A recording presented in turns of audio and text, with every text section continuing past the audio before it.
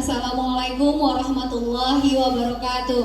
Waalaikumsalam warahmatullahi wabarakatuh. Alhamdulillah rabbil alamin. Wassalatu wassalamu ala asrafil anbiya'i wal mursalin wa ala alihi washabihi ajmain. Pertama dan terutama sekali marilah kita ucapkan puji dan syukur kita kehadirat Allah Subhanahu wa taala yang telah memberikan kesempatan kita untuk berkumpul di Aula SMP 17 Kota Sungai Sari untuk mengikuti seminar budaya positif yang akan disampaikan oleh Ibu Luciana Putri Masti MPD CGP Angkatan 6 dari SMP 17 Kota Sungai Sari Kabupaten Padang Pariaman. Kemudian tak lupa pula kita kirimkan salawat beriring salam kepada junjungan kita Nabi Muhammad Sallallahu Alaihi Wasallam yang telah membawa kita dari alam yang jahiliyah sampai ke alam yang berakhlak seperti saat ini. Dengan tidak memperpanjang mukadimah, kita langsung saja berikan kesempatan kepada Ibu Luciana untuk memaparkan tentang budaya positif. Kepada Ibu Luciana dipersilahkan. Assalamualaikum warahmatullahi wabarakatuh.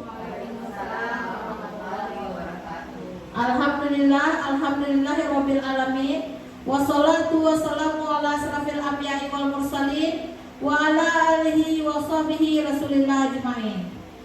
Baiklah, pada kesempatan kali ini marilah kita bersama-sama memunajatkan puji dan syukur atas kehadiran Allah Subhanahu wa taala yang telah melimpahkan rahmat, nikmat serta karunia-Nya kepada kita semua sehingga kita dapat berkumpul di aula yang sangat megah ini. Salawat beriring salam tidak lupa pula kita hadiahkan kepada pucuk pimpinan umat sedunia, yakni Nabi besar Muhammad Sallallahu Alaihi Wasallam yang telah membawa kita sebagai umatnya dari zaman kebodohan ke zaman yang terang benderang, yang penuh dengan ilmu pengetahuan seperti yang kita rasakan pada saat sekarang ini. Yang terhormat Bapak Kepala Sekolah beserta wakil, yang terhormat Bapak Ibu Guru yang telah bersedia hadir di acara seminar saya tentang budaya positif. Baiklah Bapak Ibu, saya tidak akan memperpanjang kata mukadimah, langsung saja masuk kepada materi kita pada hari ini, yaitu tentang budaya positif. Sebelumnya saya memperkenalkan diri. Saya Luciana Putri Masni, CGP Angkatan 6 dari SMP 17 Kota Sungai Sari. Budaya positif. Budaya positif itu adalah nilai-nilai positif yang diyakini sebagai kebiasaan baik oleh seluruh warga sekolah yang membutuhkan konsistensi dalam mewujudkannya dan dibuat dengan tujuan untuk membentuk karakter positif yang sesuai dengan profil pelajar Pancasila. Konsep budaya positif ini terdiri dari beberapa bagian. Yang pertama, disiplin positif dan nilai-nilai kebijakan yang universal. Yang kedua, teori motivasi, hukuman, penghargaan, serta restitusi. Lanjut, ada namanya nanti keyakinan kelas dan kebutuhan dasar manusia. Nanti juga kita akan bahas nanti dengan apa itu segitiga restitusi. Teori kontrol menurut Dr. William Glaser.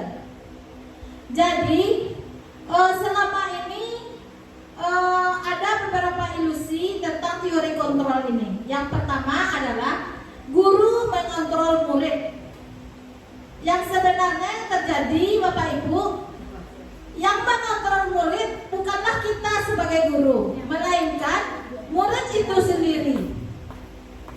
Yang kedua, bahwa semua penguat positif efektif dan bermanfaat. Yang ketiga, ilusi bahwa kritik dan membuat orang merasa bersalah dapat menguatkan karakter.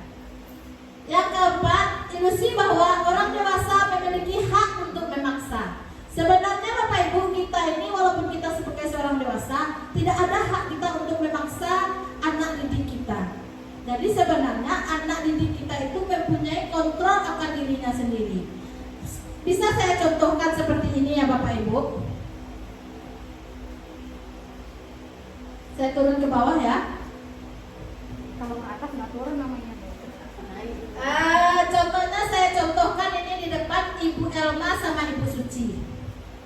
Ibu Elma ini saya beri, Ibu Elma ini mempunyai sesuatu yang ada pada dirinya. Ini adalah sebuah rahasia, sebuah yang pokoknya bagaimana Ibu Elma mempertahankan ini. Ini saya berikan sama Ibu Elma. Silakan Ibu Elma. Nanti tugasnya Ibu Suci menggali atau menanya bagaimana rahasia Ibu Elma itu bisa Uci ketahui. Ibu Uci ketahui. Bagaimana caranya Ibu Uci menggali Ibu Elma ini? Apa teknik-teknik Ibu Uci? Seperti itu. Silakan Bu Uci. Oke, terima kasih Bu. Ini sebisa saya ya Bu ya. Ya. Saya usahakan sebisa saya. Mungkin pertama saya dengan verbal dulu. Bu Elma, boleh saya lihat apa yang ada di tangan Ibu Bu? Sepertinya nggak usah ada Uci. Kenapa itu Bu? Karena ini termasuk rahasia dan kalau sudah sampai ke tangan orang yang tidak berkepentingan, susah nanti kita men-stopnya. Tapi kalau kita kan deket banget gitu kan Bu, nggak ada lagi rahasia di antara kita Bu. Jadi menurut saya nggak apa-apa untuk rahasia seperti itu kita bagi juga Bu, nggak apa-apa ya Bu ya. Bisa Bu, mungkin setelah ini selain verbal saya juga bisa melakukan tindak ya bukan kekerasan Bu, mungkin melalui sentuhan seperti itu Bu menurut saya. Bu Elma, ya Bu ya, bisa ya Bu ya. Bisa saya minta atau perlihatkan tadi Bu, boleh ya Bu ya? Jangan. Kenapa jangan Bu? Ayo Bu. Biasanya kalau sudah satu rahasia berpindah ke tangan orang, kita mengendalikan rahasia itu akan sampai ke orang banyak, Uci. Jadi untuk sementara nggak usah aja ya. Bu, ayolah Bu, masa ke saya mau Ibu gak bisa Bu, ayolah Bu. Atau mungkin apa namanya Bu Elma Traktir Bu Elma. iya, atau mungkin saya bisa traktir Ibu makan bakso Bu, kalau Ibu kasih rahasianya ke saya. Iya, atau makanan kesukaan Ibu boleh ya? Iya Bu, boleh ya Bu ya? Sebenarnya kalau soal sudah menyinggung makanan itu, apalagi makanan kesukaan yang sudah yang mungkin saya gemari, tapi saya tetap kekeh memperjuangkannya. Mohon ya Bu. Saya masih ada teknik lain Bu. Atau mungkin bisa dengan kekerasan mungkin lagi Bu ya. Bu, kalau Ibu beri Bu, saya boberkan rahasia Ibu yang lain. Waduh, ini sepertinya sudah maksa sekali Bu Uci. Sebenarnya ini bukan nggak ada urusannya sama Uci. Kenapa Anda selalu ngotot sekali sama saya seperti itu Uci? Ayo Bu, masa Ibu nggak mau bagi rahasianya sedikit saja Bu, sedikit saja. Atau mungkin saya harus nangis dulu pada Ibu biar Ibu kasih rahasianya ke saya ya.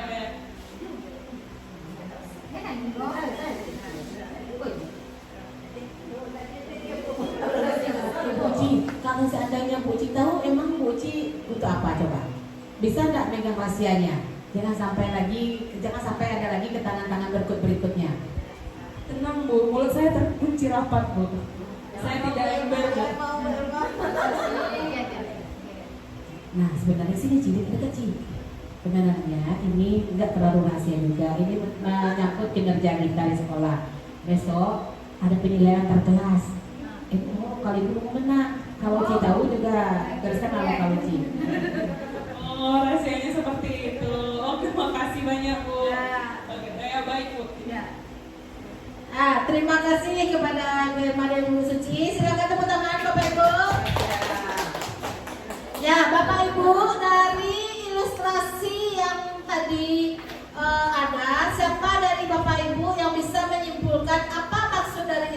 ilustrasi tersebut? Ya, saya Bu. Boleh, silakan Brida. Oke, terima kasih Bu Ci. Dari adegan ibu tadi itu saya rasa Ibu Elma kayaknya dia mudah dipengaruhi kiranya ya. Tidak teguh pendiriannya ya. Jadi motivasi ekstrinsik orang ya seperti Ibu Rani tadi ya, Bu Uci Rani tadi itu mudah dia kuasai. Artinya lebih besar Ibu Raninya ya. Itu menurut saya. Terima kasih Bu Rida. Ya, benar sekali. Saya kembali dulu.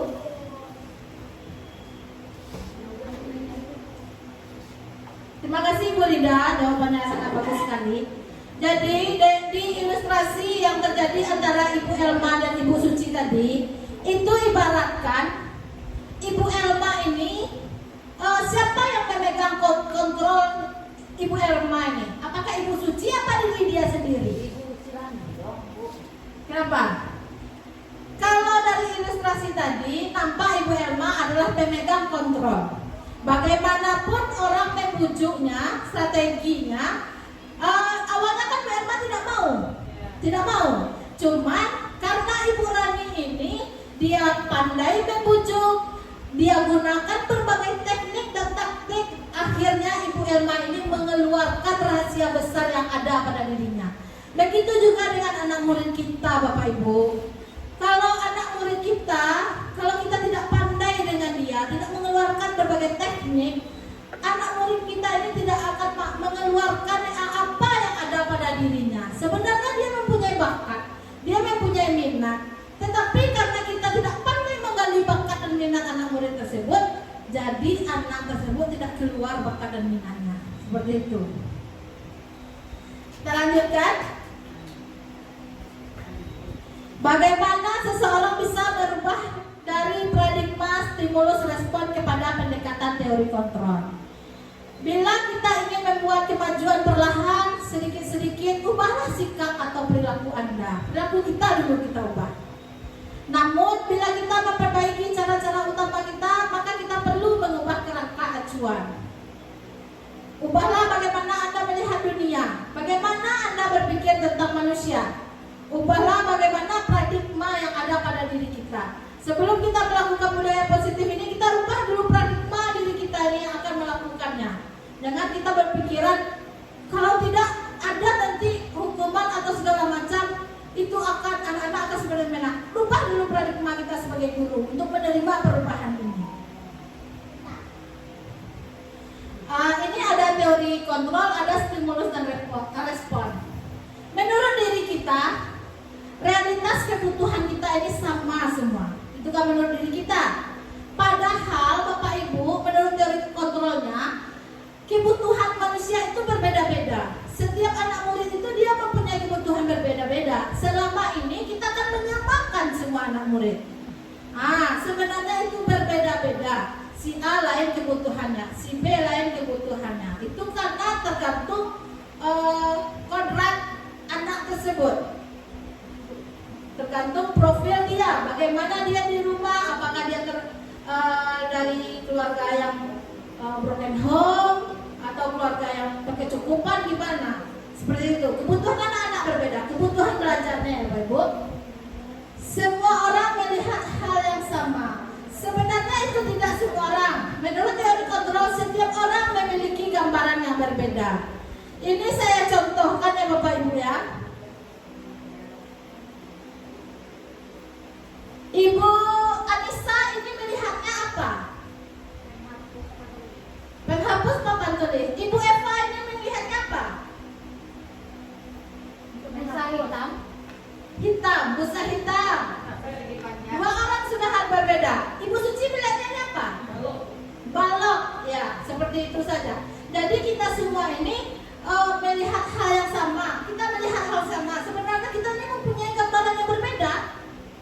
Kita menjelaskan ke anak murid, kita buat gambar yang gini-gini. Anak murid kita melihatnya berbeda itu. Setiap anak murid itu berbeda melihatnya. Lanjut, kita mencoba mengubah orang agar berpandangan sama dengan kita. Teori stimulus respon. Sedangkan sebenarnya teori kontrol adalah semua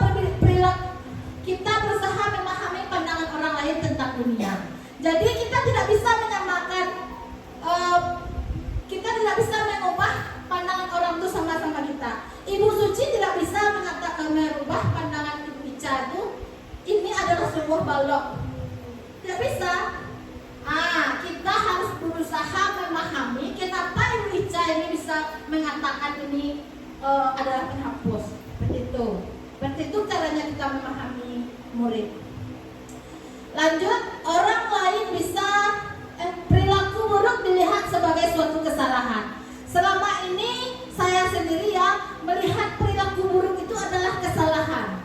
Sebenarnya semua perilaku itu menurut teori kontrol itu mempunyai tujuan.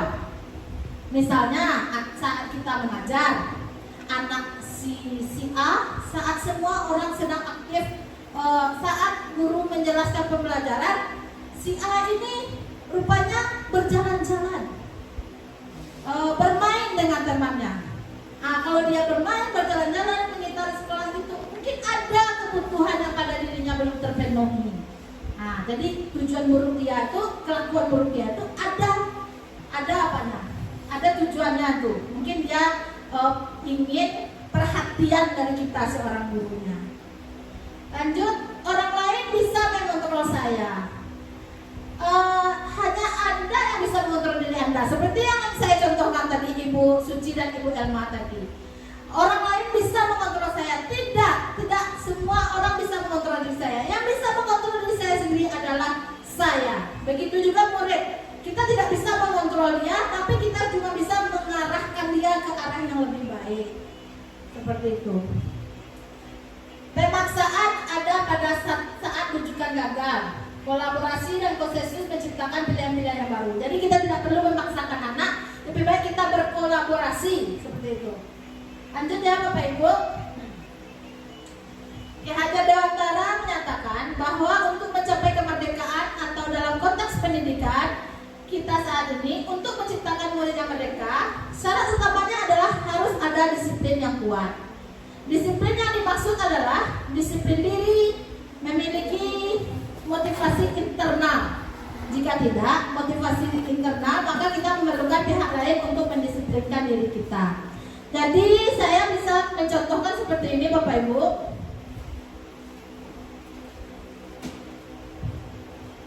Kalau motivasi yang lebih bagus itu adalah motivasi intrinsik, motivasi yang keluar dari diri sendiri. Kalau motivasi yang datang dari orang lain, seperti untuk menghindari ketidaknyamanan atau hukuman dan memberikan hukuman, anak-anak itu nanti akan berpikiran, jika saya tidak melakukan ini, apa yang terjadi kepada saya? Dia akan melakukan berpikiran seperti itu. Misalnya di sini kita membuat peraturan anak-anak harus pakai sepatu warna hitam. Jika saya tidak mempunyai pakai sepatu warna hitam, apa yang terjadi pada saya? Akan terjadi ke itu. Jadi motivasinya itu eksternal. Lanjut, yang kedua adalah untuk mendapatkan imbalan dari orang lain. Jika untuk mendapatkan imbalan dari orang lain, jika saya melakukan ini, apa imbalan yang akan saya dapat? Jadi kalau motivasi eksternal itu, motivasi dari luar itu sifatnya sangat rendah. Jadi sifatnya itu hanya sementara pula. Jadi ketika dia dikasih imbalan, baru dia melakukan itu. Ketika dia dikasih hukuman, baru dia akan tidak melakukan hal seperti itu. Motivasi yang paling bagus adalah motivasi yang ada di dirinya sendiri. Seperti untuk menghargai dirinya, saya akan menjadi orang seperti apa bila saya melakukan itu. Bila saya patuhi disiplin sekolah, saya akan menjadi orang yang seperti apa? Kualitas diri saya akan meningkat seperti itu. Kesadaran yang akan dirinya sendiri.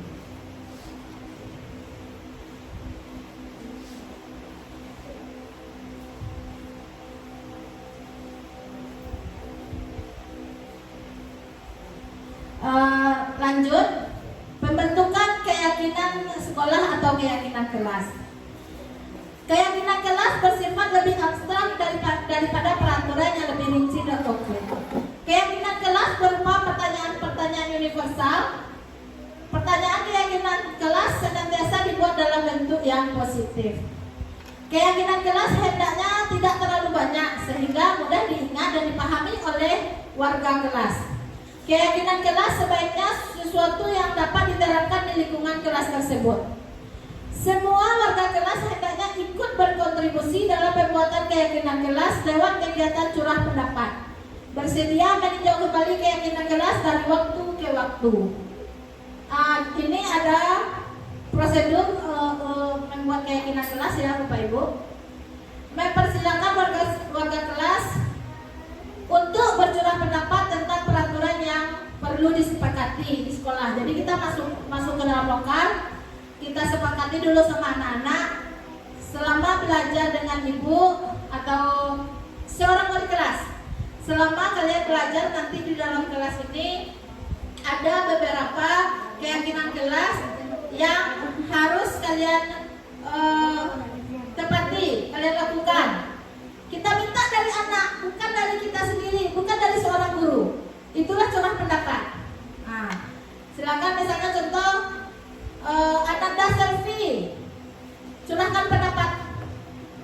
Nanti selfie mencurahkan pendapatnya kalau makan di kelas misalnya.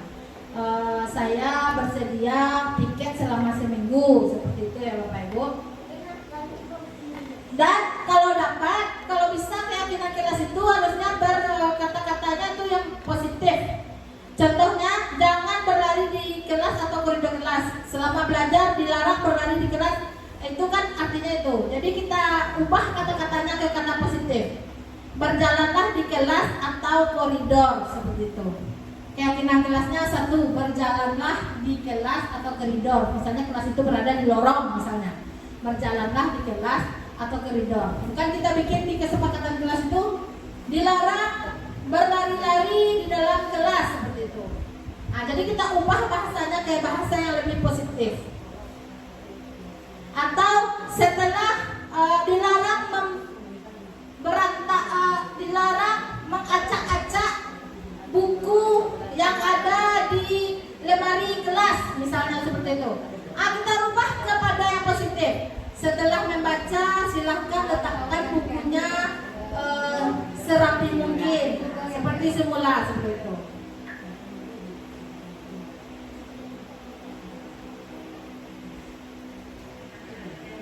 Setelah keyakinan kelas dibuat, maka semua warga kelas mempersilakan meninjau ulang dan menyetujuinya dengan menandatangani keyakinan kelas tersebut, termasuk guru dan murid.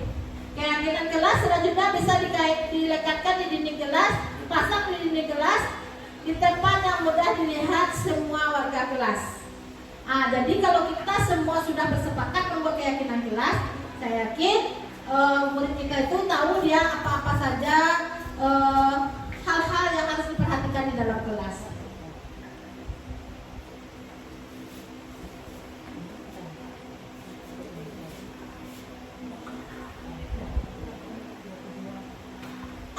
Ada 5 kebutuhan dasar manusia. Yang pertama adalah kebutuhan bertahan hidup. Yang kedua, kebebasan. Yang ketiga, kesenangan. Yang keempat, kasih sayang dan rasa diterima. Yang kelima, penguasaan.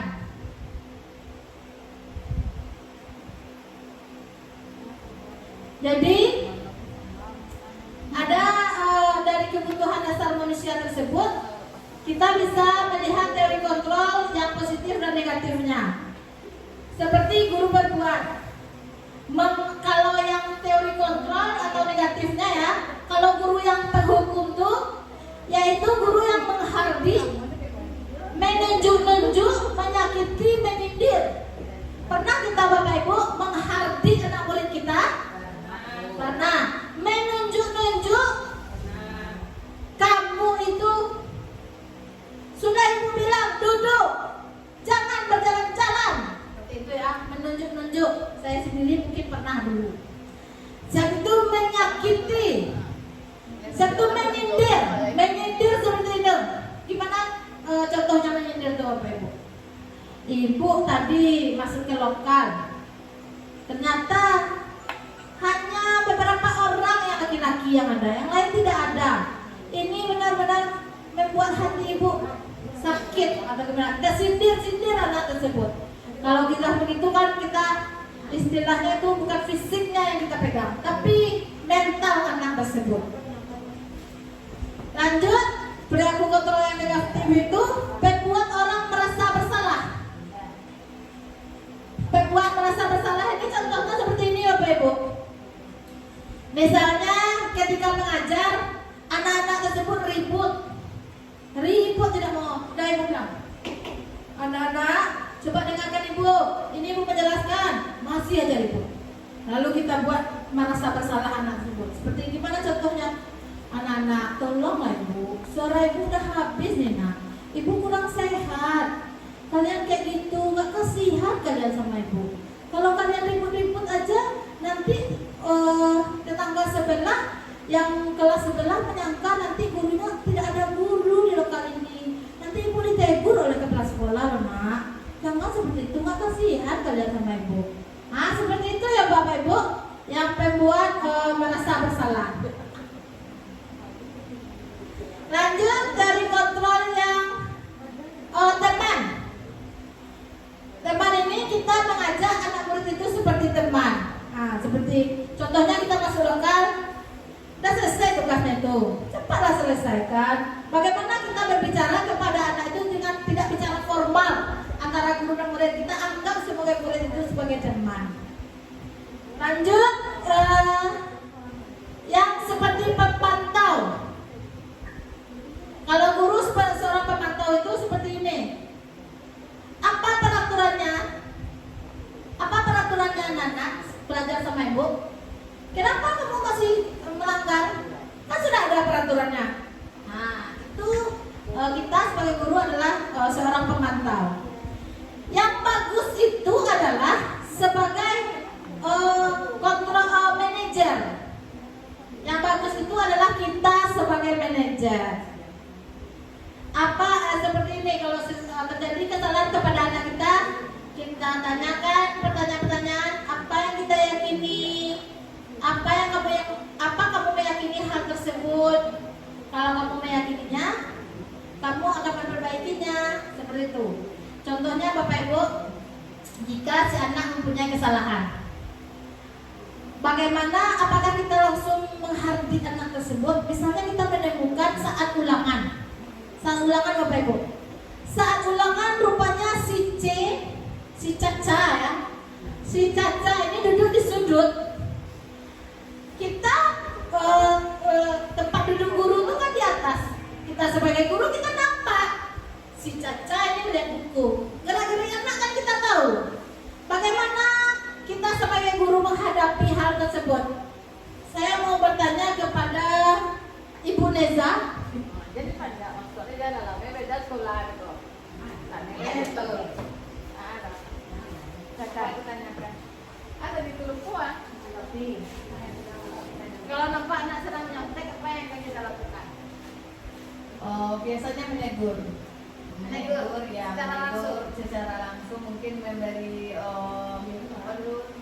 teguran secara halus ya.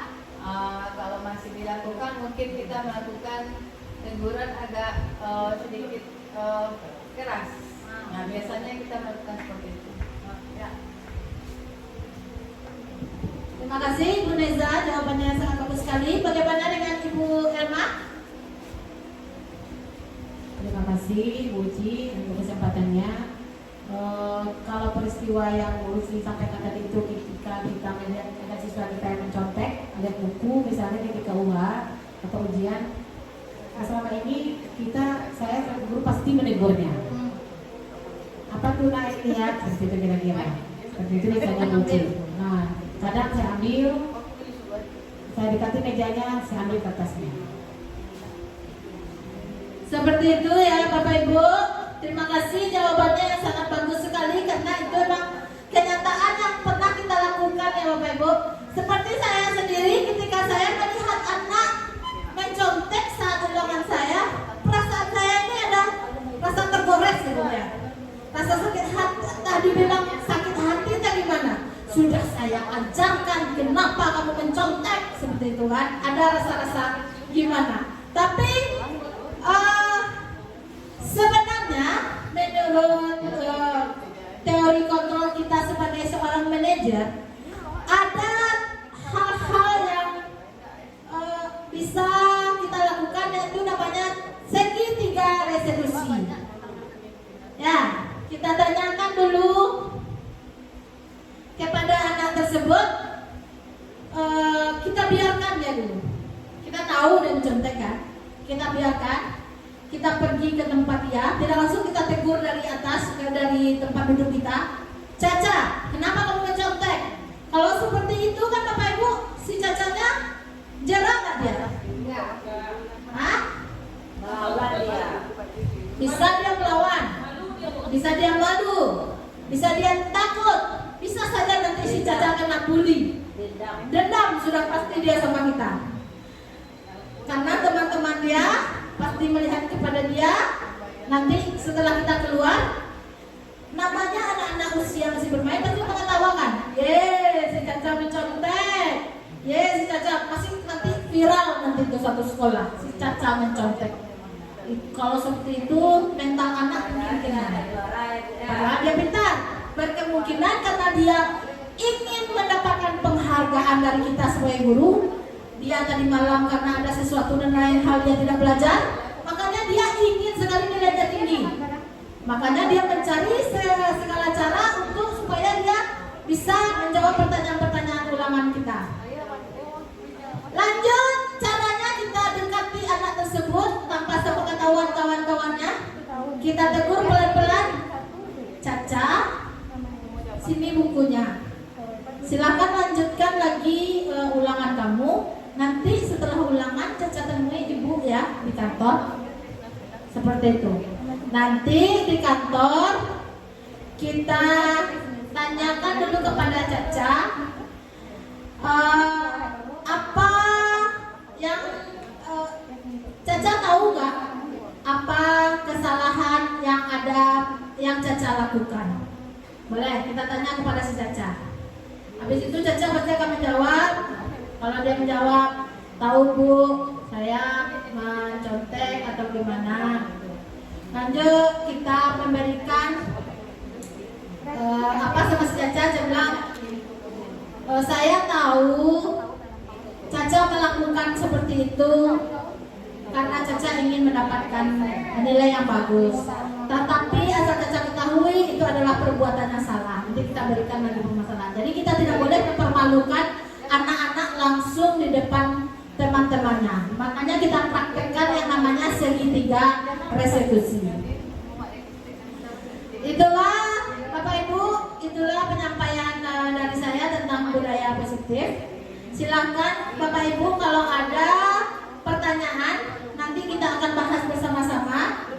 Silakan Bapak Ibu, siapa yang ingin bertanya?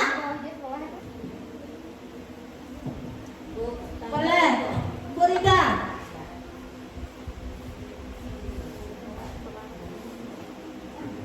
Terima kasih kepada Ibu Uci. Sekarang saya tanya Bu, dari penjelasan Ibu itu apa yang disebut dengan motivasi eksplisit? Kenapa motivasi eksplisit ini dia lebih rendah ya, apa namanya itu, pantauannya terhadap pengaruhnya terhadap siswa kita. Baiklah, motivasi ekstrinsik seperti itu yang Ibu tanyakan ya. Motivasi ekstrinsik itu adalah motivasi yang dari luar dari diri kita sendiri, dari luar diri murid, diri kita, pokoknya dari luar. Misalnya motivasi itu seperti penghargaan, hukuman. Kalau motivasi hal seperti itu, sifatnya itu sangat rendah. Jika kita memberikan penghargaan, selama penghargaan itu terus diberikan, kita akan berkelakuan baik nih Bu. Kita akan belajar terus supaya kita dapat penghargaan. Jika tidak ada lagi penghargaan, maka kita akan kembali ke perkesimpulan. Seperti itu. Ya, terima kasih. Ada lagi? Baik, Ibu Suci silakan.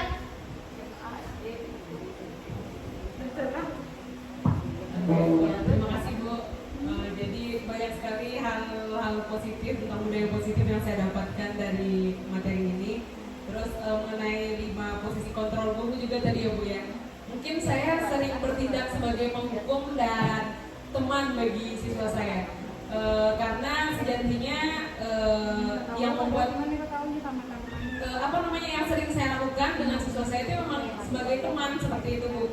Dan mungkin yang untuk posisi manajer itu pernah saya lakukan tapi mungkin jarang sekali. Dan dibandingkan posisi kontrol penghukum dan teman, memang persentasenya sebagai teman saya lebih sering daripada penghukum juga pada siswa saya. Nah, dari materi ini mungkin setelah ini saya berusaha memperbaiki diri saya untuk selanjutnya bisa menerapkan posisi kontrol sebagai manajer yang menerapkan apa tadi Bu, segitiga restitusi dalam kehidupan pembelajaran saya di sekolah dengan anak-anak dan murid saya. Terima kasih. Sangat bagus sekali refleksi yang telah diberikan oleh Ibu Rani Suci. Ibu Elma, silakan berikan refleksinya. Dia mau tidak kasih Ibu. Refleksi. Terima kasih Bu Ci. Selama saya mengikuti seminar yang telah Bu Ci sampaikan, saya sangat berterima kasih sekali sama Bu Ci. Banyak ilmu yang saya peroleh di sini. Karena selama ini ketika saya berhadapan dengan murid, seperti yang juga sudah disampaikan Bu Ci tadi, cenderung kita sebagai penghukum banyaknya. Setelah saya mengikuti seminar yang Bu Ci sampaikan hari ini, saya merasa terbuka dan membuka cakrawala saya bahwasanya seperti itu tidak boleh diterapkan kepada siswa kita.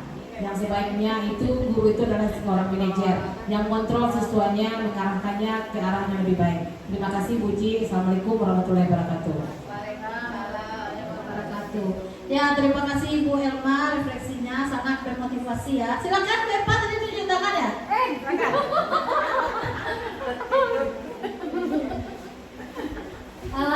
Terima kasih Ibu Luciana. Saya sangat-sangat terbantu sekali dengan seminar hari ini. Karena selama ini seperti yang dikatakan Ibu Elma tadi, memang kita masih berada di penghukum. Nah, dengan adanya seminar ini saya akan berusaha untuk merubah diri saya menjadi yang lebih baik lagi agar saya bertindak sebagai manajer, bukan lagi sebagai penghukum. Terima kasih Bu Luciana. Ya, terima kasih ibu-ibu yang telah memberikan pertanyaan dan refleksi untuk kegiatan kita hari ini. Jadi benar ya Bapak Ibu, saya harapkan setelah kita mengikuti seminar ini, kita merubah diri kita dari seorang guru yang penghukum kepada guru yang manajerial, mempunyai kontrol manajerial. Seperti itu, kita menerapkan segitiga restitusi agar mental murid kita sehat. Kita menyayangi murid seperti yang disampaikan oleh Kiai Hajar Dewantara, bahwasanya kita itu menghadapi murid dengan sepenuh hati. Itu yang seperti yang digadang-gadangkan oleh pemikiran filosofi Bapak Ki Hajar Dewantara, bahwasannya kita menghamba kepada murid.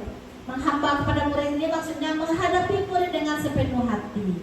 Jadi ketika anak melakukan kesalahan, jangan langsung kita hukum, kita marahi, kita tanya dulu kenapa dia melakukan kesalahan tersebut. Anak yang terlambat tidak langsung kita hukum, kita tanya apa alasan anak tersebut terlambat. Kecuali kita telusuri ternyata alasan yang sama terus. Misalnya ketiduran, apa yang salah? Kenapa anak dia sampai ketiduran? Apakah orang tuanya tidak membangunkannya?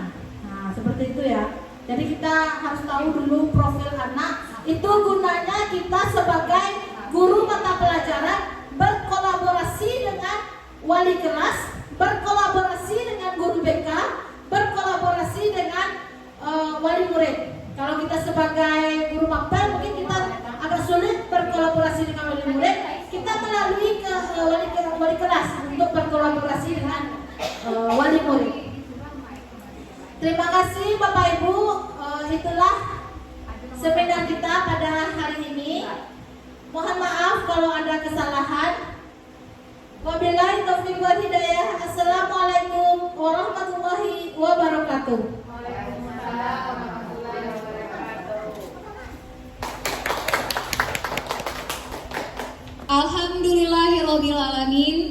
Demikianlah acara seminar yang disampaikan oleh Ibu Luciana Putri Masni. Kita kasih aplaus untuk Ibu Luciana.